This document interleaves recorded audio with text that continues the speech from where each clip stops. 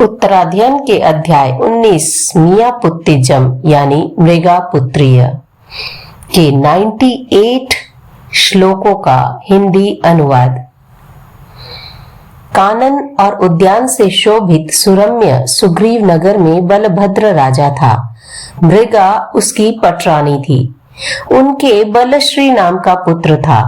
जनता में वह मृगा पुत्र के नाम से विश्रुत था। वह माता पिता को प्रिय युवराज और दमीश्वर था। वह दो गुंदग देवों की भांति सदा प्रमुदित मन रहता हुआ आनंद लेने वाले प्रासाद में स्त्रियों के साथ क्रीड़ा कर रहा था। मणि और रत्न से जड़ित फर्श वाले प्रासाद के ग्वाक्ष यानी कि विंडो खिड़की में बैठा हुआ मृगापुत्र नगर के चौराहों, तिराहों और चौहटों को देख रहा था। उसने वहां जाते हुए एक संयत श्रमण को देखा, जो तप, नियम और संयम को धारण करने वाला, शील से समृद्ध और गुणों का आकर था। मृगापुत्र ने उसे अनिमेष दृष्टि से देखा और मन ही मन चिंतन करने लगा। मैं मानता हूं कि ऐसा रूप मैंने पहले कहीं देखा है। साधु के दर्शन और अध्यवसाय यानी कि औरा पवित्र होने पर मैंने ऐसा कहीं देखा है, इस विषय में सम्मोहित हो गया। चित्त वृत्ति सघन रूप से एकाग्र हो गई और विकल्प शांत हो गए। इस अवस्था में उसे जाति स्मरण, पूर्व जन्म की स्मृति हो गई। जाति स्मृति ज्ञान उत्पन्न होते हुए महर्दिग मृगापुत्र को पूर्व जन्म और पूर्वकृत श्रामण्य की स्मृति हो गई। अब विषयों में उसकी आसक्ति नहीं रही। वह संयम में अनुरक्त हो गया। माता पिता के पास आकर उसने कहा, मैंने 5 महाव्रतों को सुना है। नरक और तिर्यंच योनियों में दुख है। मैं संसार समुद्र से निर्विण्ण काम हो गया हूँ। मैं प्रवजित होऊंगा। माता, मुझे आप अनुज्ञा दें। माता पिता, मैं भोगों को भोग चुका हूँ। ये भोग विष तुल्य है। इनका परिणाम कटु होता है और ये निरंतर दुख देने वाले हैं। यह शरीर अनित्य है, अशुचि है, अशुचि से उत्पन्न है। आत्मा का यह अशाश्वत आवास है और दुख और क्लेशों का भाजन है। इस अशाश्वत शरीर में मुझे आनंद नहीं मिल रहा है। इसे पहले या पीछे जब कभी छोड़ना है, यह पानी के बुलबुले के समान नश्वर है। मनुष्य जीवन असार है, व्याधि और रोगों का घर है, जरा और मरण से ग्रस्त है। इसमें मुझे एक क्षण भी आनंद नहीं मिल रहा है। जन्म दुख है, बुढ़ापा दुख है, रोग दुख है और मृत्यु दुख है। ओह, संसार दुखी है जिसमें जीव क्लेश पा रहे हैं। भूमि, घर, सोना, पुत्र, स्त्री, बांधव और इस शरीर को छोड़कर मुझे अवश्य हो चले जाना है। इस प्रकार किंपाक फल खाने का परिणाम सुंदर नहीं होता, उसी प्रकार भोगे हुए भोगों का परिणाम भी सुंदर नहीं होता। जो मनुष्य लंबा मार्ग लेता है और साथ में संबल नहीं लेता, वह भूख और प्यास से पीड़ित होकर चलता हुआ दुखी होता है। उसी प्रकार जो मनुष्य धर्म किए बिना परभव में जाता है, वह व्याधि और रोग से पीड़ित होकर जीवन यापन करता हुआ दुखी होता है। जो मनुष्य लंबा मार्ग लेता है किंतु संबल के साथ, वह भूख प्यास से रहित होकर चलता हुआ सुखी होता है। इसी प्रकार जो मनुष्य धर्म की आराधना कर परभव में जाता है, वह अल्प कर्म वाला और वेदना रहित होकर जीवन यापन करता हुआ सुखी होता है। जैसे घर में आग लग जाने पर उस घर का जो स्वामी होता है, वह मूल्यवान वस्तुओं को उसमें से निकालता है और मूल्यहीन वस्तुओं को वहीं छोड़ देता है। उसी प्रकार इस लोक जरा और मृत्यु से प्रज्वलित हो रहा है। मैं आपकी आज्ञा पाकर उसमें से अपने आप को निकालूंगा। माता पिता ने उससे कहा, पुत्र, श्रामण्य का आचरण बहुत कठिन है। भिक्षु को हजारों गुण धारण करने होते हैं। विश्व के शत्रु और मित्र सभी जीवों के प्रति समभाव रखना और जा जीवन प्राणातिपात की विरति करना बहुत ही कठिन चर्या है। सदा अप्रमत्त रहकर मृषावाद का वर्जन करना और सतत सावधान रहकर हितकारी सत्य वचन बोलना बहुत ही कठिन कार्य है। दत्तौन जितना वस्तु खंड भी बिना लिए न लेना और न देना, ऐसी दत्त वस्तु भी वही लेना जो अनवद और ऐषणीय हो, बहुत ही कठिन कार्य है। काम भोगों का रस जानने वाले व्यक्ति के लिए अब्रह्मचर्य की विरति करना और उग्र ब्रह्मचर्य महाव्रत को धारण करना बहुत ही कठिन कार्य है। धन, धान्य और प्रेष्य वर्ग के परिग्रहण का वर्जन करना, सब आरंभों यानी द्रव्य की उत्पत्ति के व्यापारों और ममत्व का त्याग करना बहुत ही कठिन कार्य है। चतुर्विध आहार को रात में खाने का त्याग करना तथा सन्निधि और संचय का वर्जन करना बहुत ही कठिन कार्य है। भूख, प्यास, सर्दी, गर्मी, डांस और मच्छरों का कष्ट, आक्रोश वचन, कष्टप्रद उपाश्रय, घास का बिछौना, मैल, ताड़ना, तर्जना, बंधन का कष्ट, भिक्षाचर्या, याचना और अलाभ, इन्हें सहन करना बहुत ही कठिन कार्य है। यह जो कापोती वृत्ति, दारुण केशलोच और घोर ब्रह्मचर्य को धारण करना है, वह महान आत्माओं के लिए भी दुष्कर है। पुत्र, तू सुख भोगने योग्य है, सुकुमार है, कोमल है, साफ सुथरा रहने वाला है। पुत्र, तू श्रामण्य का पालन करने के लिए समर्थ नहीं है। पुत्र, श्रामण्य में जीवन पर्यंत विश्राम नहीं है। यह गुणों का महान भार है। भारी भरकम लोह भार की भांति इसे उठाना बहुत ही कठिन है।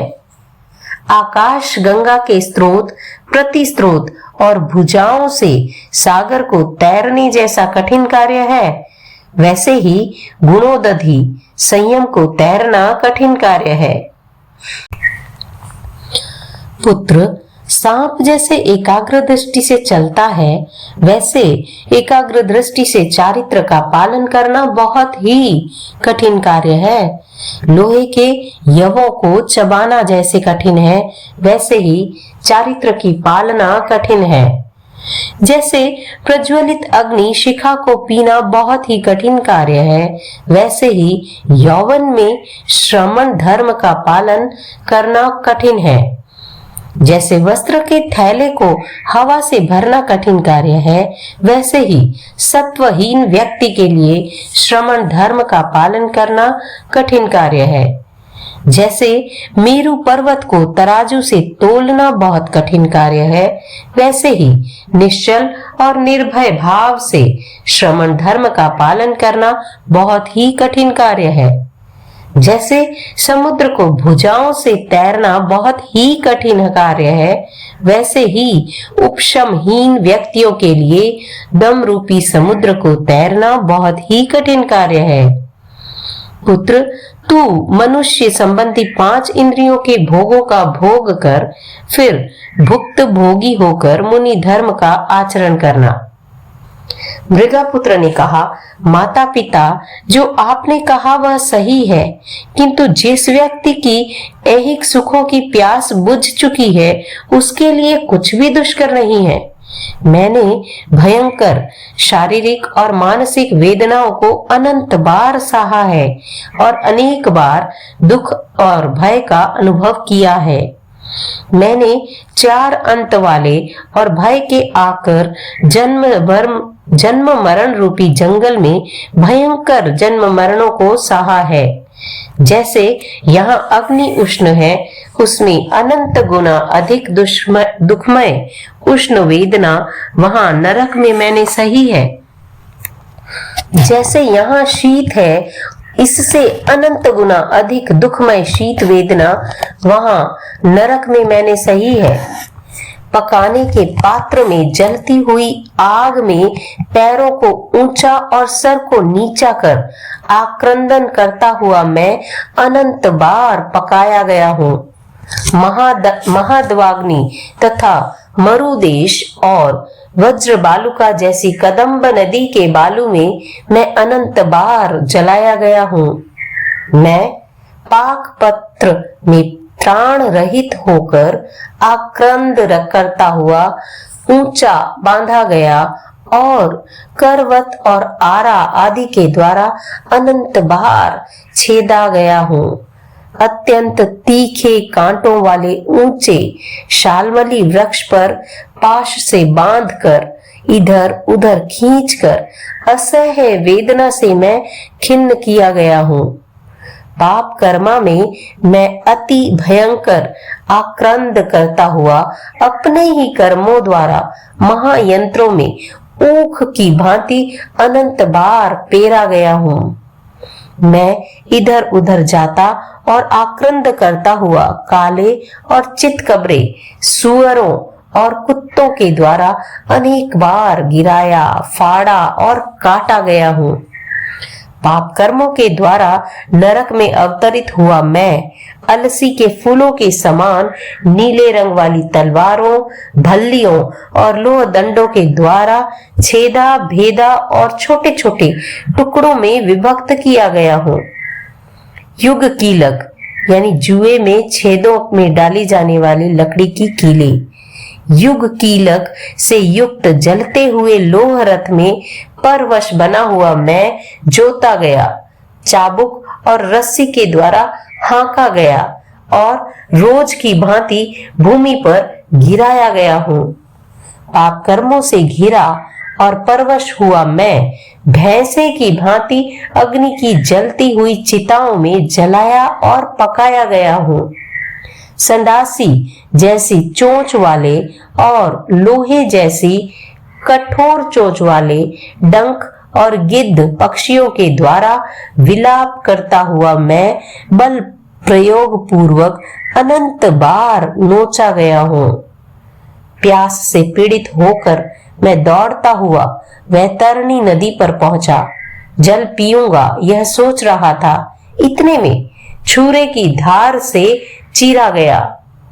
गर्मी से संतप्त होकर 80 पत्र महावन में गया। वहां गिरते हुए तलवार के समान तीखे पत्तों से अनेक बार छेदा गया हूँ।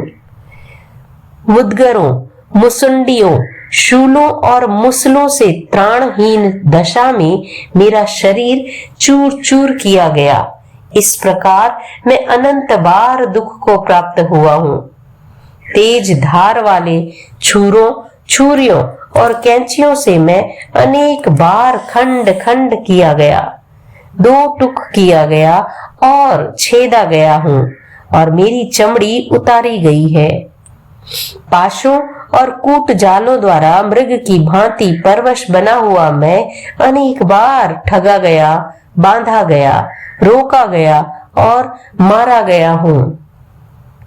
मछली के फंसाने की कंटियों और मगरों को पकड़ने वाले जालों के द्वारा मत्स्य की तरह परवश बना हुआ मैं अनंत बार खींचा, फाड़ा, पकड़ा और मारा गया हूँ।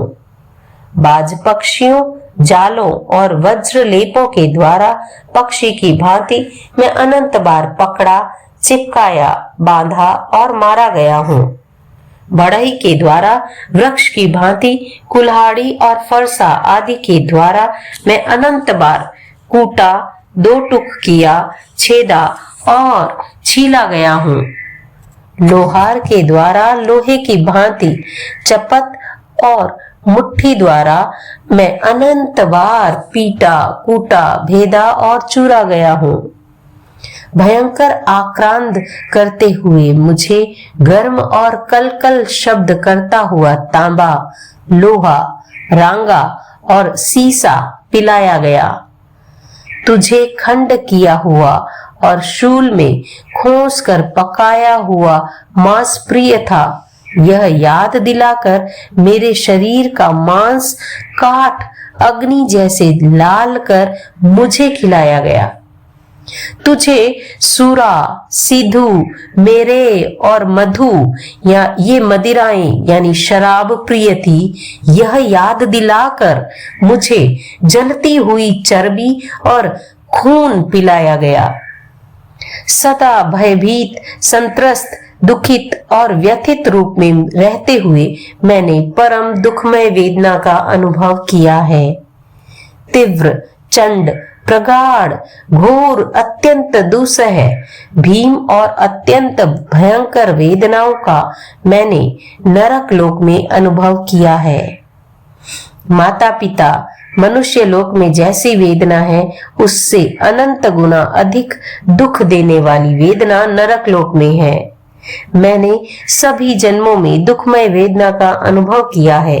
वहां एक निमेष का अंतर पड़े उतनी भी सुखमय वेदना नहीं है।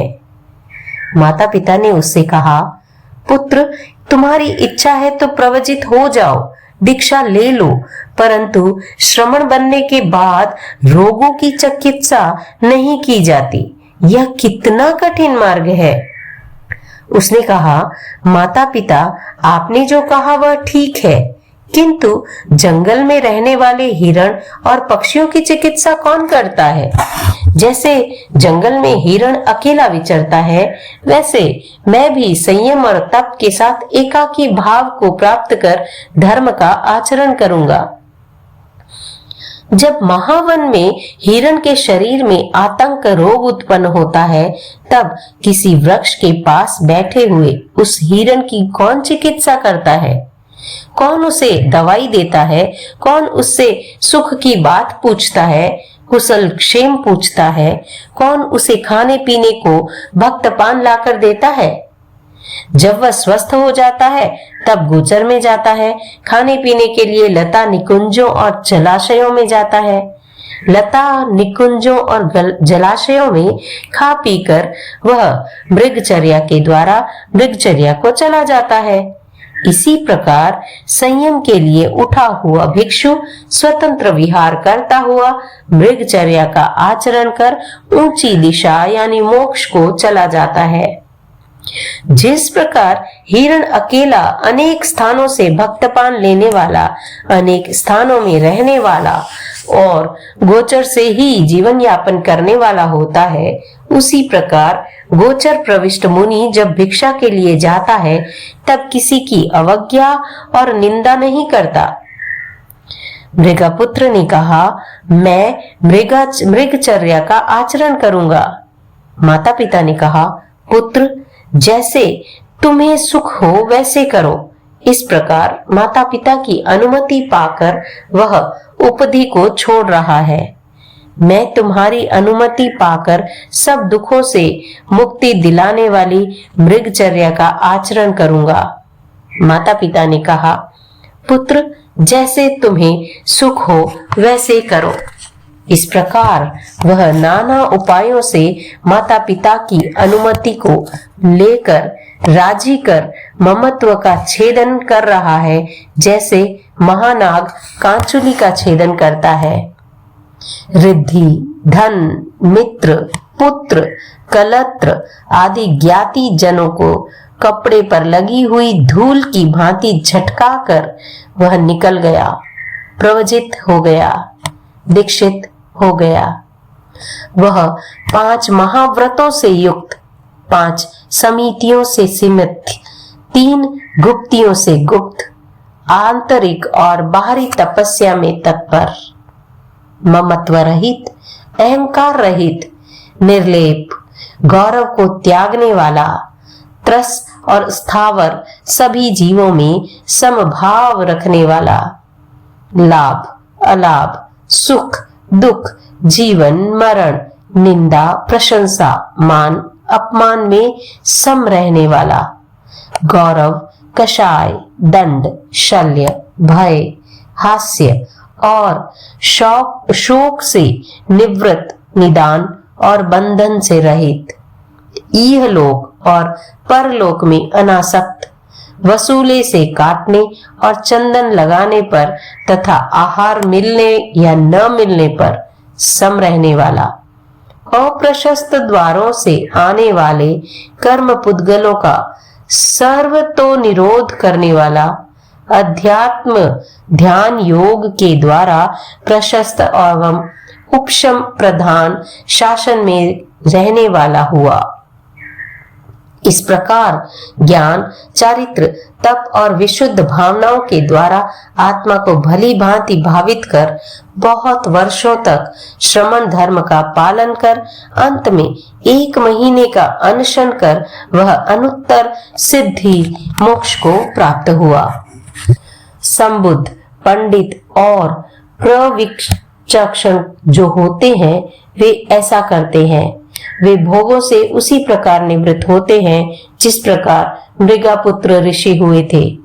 महाप्रभावशाली, महान यशस्वी मृगापुत्र का कथन तप प्रधान उत्तम आचरण और त्रिलोक विश्रुत प्रधान गति को सुनकर धन को दुख बढ़ाने वाला, ममता के बंधन को महान भयंकर जानकर सुख देने वाली, अनुत्तर निर्वाण के गुणों को प्राप्त कराने वाली महान धर्म की धुरा को धारण करो।